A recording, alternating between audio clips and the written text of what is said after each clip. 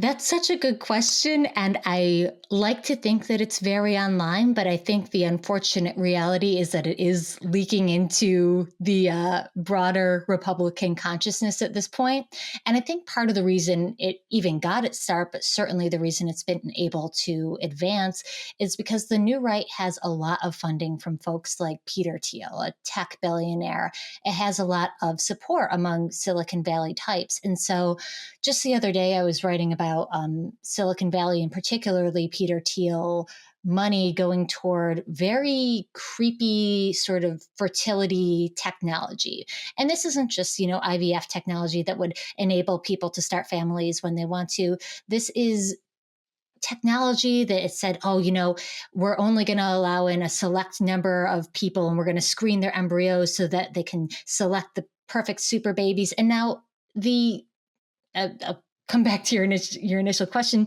The tech there is dubious, but the messaging that, that we're creating this elite strata of people, that is a really worrying message. And the fact that this idea of hierarchy is really taking hold of the techie right, the new right, the Peter Thiel funded right, which JD Vance is certainly a member.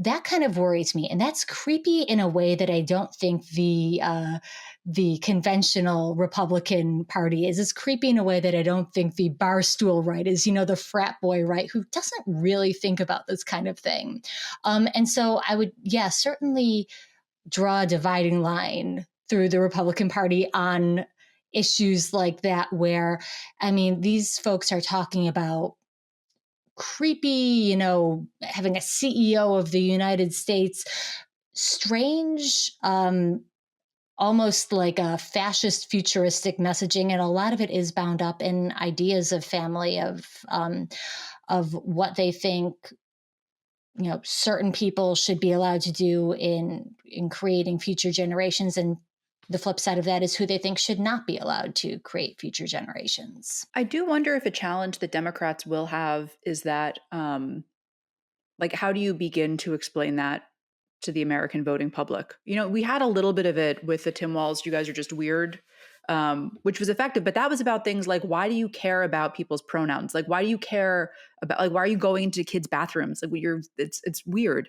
But that is different from explaining, no, there's literally a tech overlord who's trying to reshape how Americans have families. It sounds so dystopian that, and by the way, the senator from Ohio is a part of that political project. It truly sounds so absurd that how do you even run on that?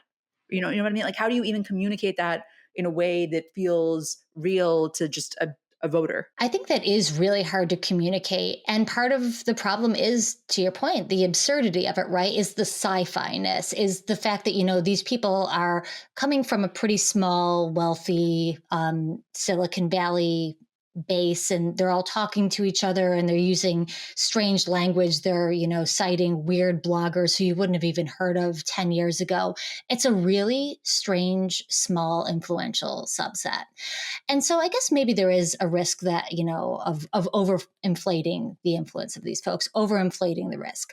I ultimately don't think that, the creepy pronatalist families who think they're breeding to save the white race and have, 12 children. I don't necessarily think that that is going to become a mainstream view. But the fact that it's allowable in Republican circles is definitely a worry. And I think, the left has tried to communicate that in certain terms. Mockery, I think, is sometimes effective.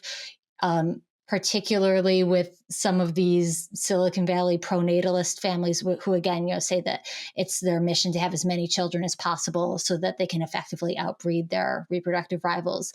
There's been good reporting from their conferences, from their chat rooms that show just the weirdness of it. It's a strange off-putting ideology.